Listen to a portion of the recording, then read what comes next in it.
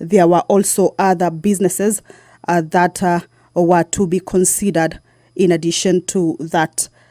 A quick look at the order of business for this day that the members are convening this afternoon is that there is a procedural motion on the reduction of a publication period of a specified bill, and this is pursuant to the House Standing Order number 120, that the House resolves to reduce the publication period of the finance bill, a bill that is originating from the National Assembly, Bill number 30 of 2024, from the normal 7 days to 4 days.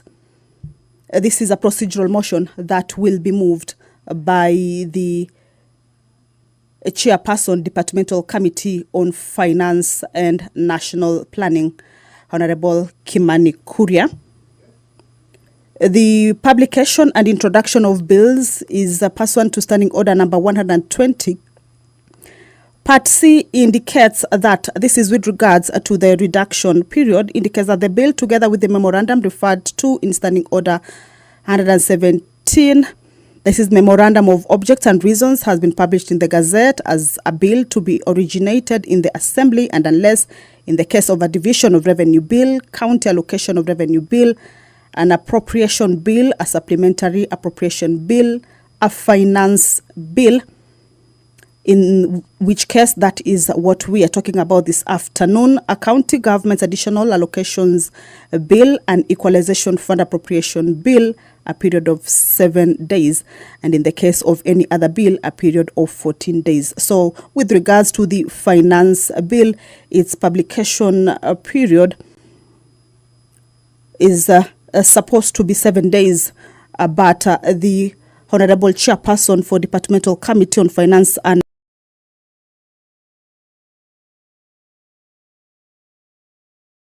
National Planning will be seeking to have that publication period reduced from 7 days to 4 days.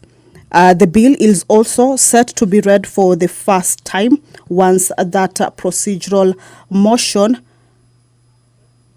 is approved by the House. That bill will be read for the first time. The members of the National Assembly during this special sitting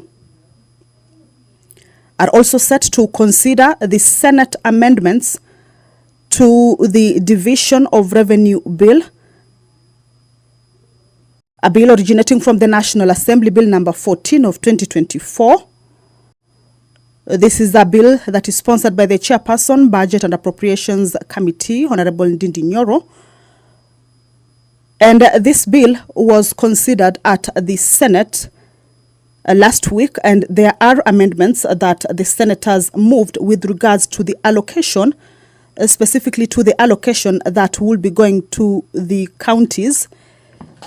And the senators had proposed that the counties receive a total of 415 billion Kenya shillings. That is a part of the amendments that this afternoon the members, once they get to this motion of consideration of the amendments by the Senate on the Division of Revenue Bill, will be looking at.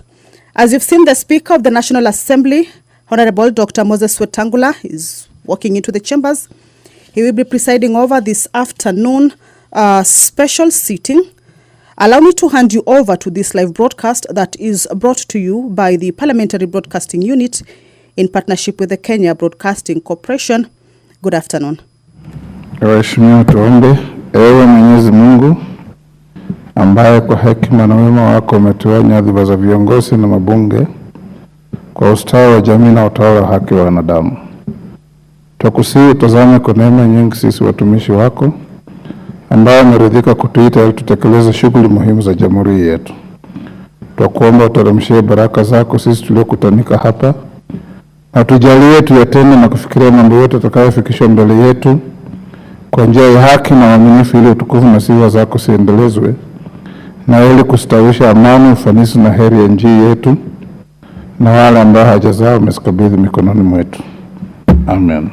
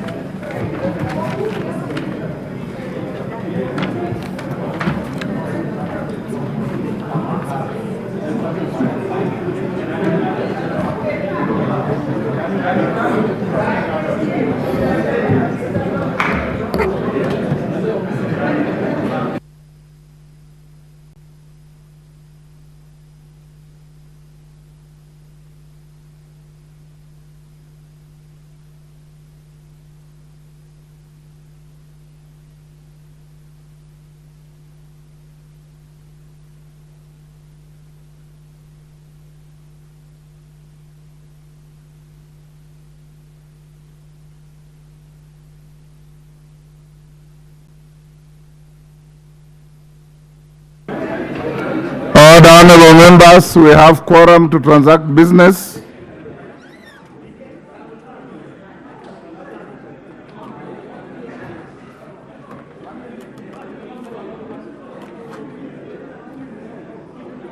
Clerk.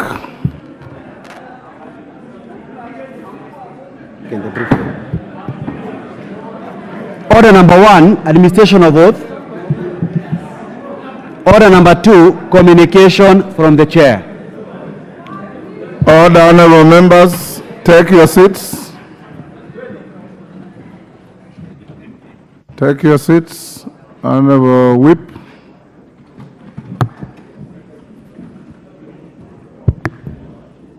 Honorable members, this is a communication on the convocation of a special sitting of the National Assembly on Monday, 13th May 2024. Honorable members, I take this opportunity to welcome you to this special sitting, which has been convened pursuant to the provisions of Standing Order 29.3 and 64.3 relating the procedure for convening of special sittings of the House during recess. Honorable members, you recall that on Tuesday, 30th April 2024, the House resolved to establish a select committee to investigate the grounds for the proposed dismissal of Honorable Franklin Mithika Linturi, EGH, as the Cabinet Secretary for Agriculture and Livestock Development. Notably, Article 152(7) of the Constitution and Standing Order 66(5)(b) require the Select Committee to report its findings to the House as to whether it finds the allegations against the Cabinet Secretary to be substantiated, to have been substantiated. This ought to be done within a Constitution timeline of 10 days. This period lapsed on Sunday, 12th May 2024. Honorable members, interactively, Article 259(7) of the Constitution states that if, in any particular circumstance, the period of time prescribed by the Constitution ends on a Sunday or a public holiday, the period extends to the first subsequent day that is not a Sunday or a public holiday. Additionally, honorable members, Standing Order 64.3 concerning consideration of a special motion for removal from state office provides that if the National Assembly is not sitting, the Speaker shall summon the Assembly for a special sitting to dispose of the motion. In this regard, and pursuant to the provision of Standing Order 64.3, I appointed today, Monday, 13th May 2024 at 2:30 p.m. as the day and time for the special sitting of the House to receive the report of the Select Committee and to consider any other priority business. Additionally, honorable members, in keeping with the requirements of Standing Order 29.3, the Kenya Gazette Notice number 5612 of 6th May 2024, I gave notice of today's special sitting. Accordingly, today's special sitting of the House is properly convened. Honorable members, are specified in the Gazette Notice, and indeed as also notified to all members and the general public by way of newspaper notification published on 7th May 2024, the purpose of today's special sitting is as follows. 1. Conveyance of any urgent messages from the President, the National Executive, and the Senate. In this regard, I will shortly be conveying a message from the Senate relating to the passage of 4 bills. B. tabling of any other papers with statutory timelines, including subsidiary legislation. C, tabling of the report of the Select Committee investigating the proposed dismissal of Honorable Franklin Mithika Linturi as Cabinet Secretary for Agriculture and Livestock Development pursuant to Articles 152(7)(b and 152(9) of the Constitution. I am notified that the committee has just adopted its report. At an appropriate stage, after I have acclimatized with the contents of the report, I'll allow the chairperson to table it, and thereafter I will give further guidance as to the next steps. D, tabling of the report of the Budget and Appropriations Committee on the Senate amendments to the Division of Revenue Bill, National Assembly Bill number 14 of 2024. You will note that this business is contained in the order paper as order number 10, given its urgency. Honorable members, the House is also to transact the following urgent business. First reading of the Finance Bill 2024, as today presents the only opportunity for formal introduction of the bill in the House so that public participation on it can commence. 2, consideration of a motion on the report of the Departmental Committee on Finance and National Planning on the ratification of the Multilateral Convention to implement tax treaty-related measures to prevent base erosion and profit shifting. 3, consideration of the Senate amendments to the Division of Revenue Bill 2024 in Committee of the Whole House should the business under Order Number 10 be passed. And 4, Committee of the Whole House and third reading of the National Disaster Risk Management Bill, National Assembly Bill number 24 of 2023. The House is accordingly guided. Members at the bar, take your seats.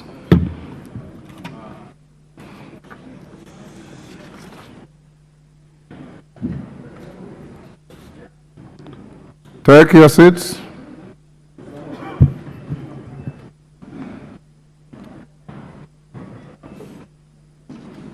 Minority Whip, take your seats urgently.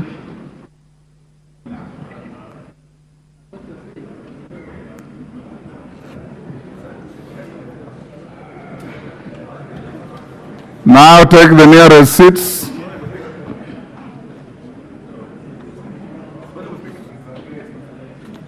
No, I'm still on communication.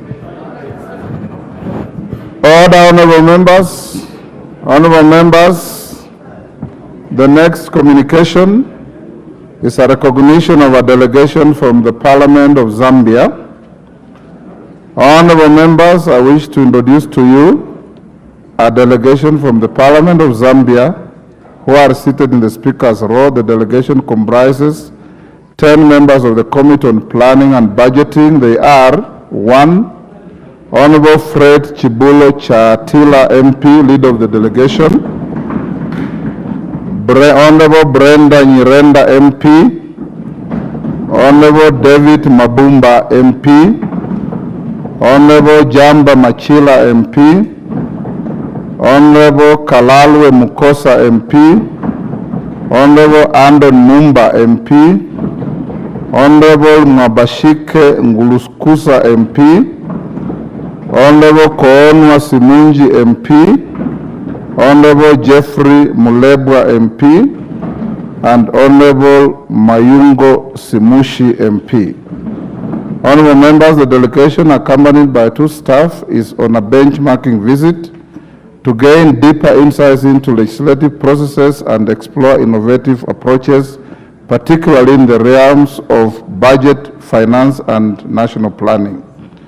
On my own behalf and that of the National Assembly as a whole, I welcome the delegation to Parliament and wish them fruitful engagement during their stay in the country. Thank you. Next order.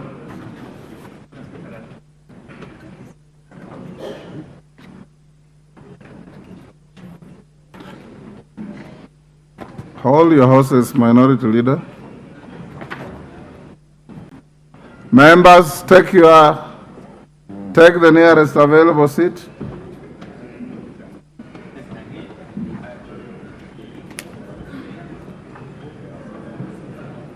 Roku, the nearest seat.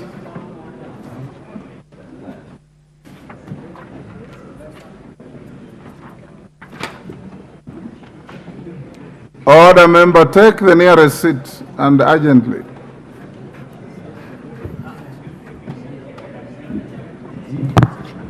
Order. Honorable members, the next communication is in consideration of performance audit reports by relevant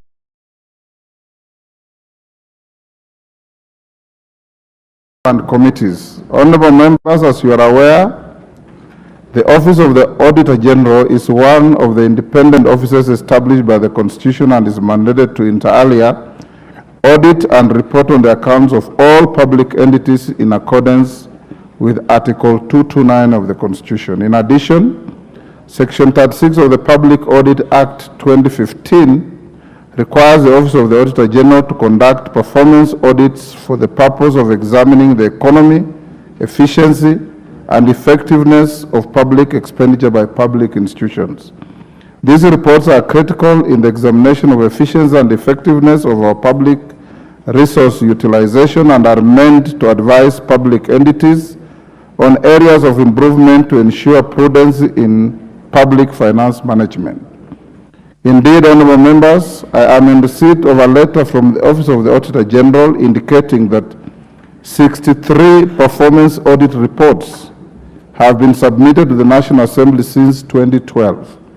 However, it's noted that only one such report has been considered by the House over this period.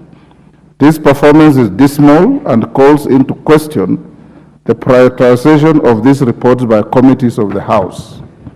Notably, honorable members, the performance audit reports cover various sectors including agriculture, rural and urban development, health, education, environment, protection, water and natural resources, social protection, culture and recreation, governance, justice, law and order, energy, infrastructure and ICT, general economic and commercial affairs, public administration and international relations, and finance. Honorable members, given the centrality of the performance audit reports in the streamlining of resource utilization by public institutions and pursuant to the provisions of Standing Order 216.5, I hereby direct, 1, that the clerk circulates the performance audit reports received from the Office of the Auditor General to respective departmental committees and any other relevant committees for consideration, and 2, that the committees ought to prioritize the examination of the performance audit reports and table respective reports for consideration by the House as appropriate. The House is accordingly guided. I thank you.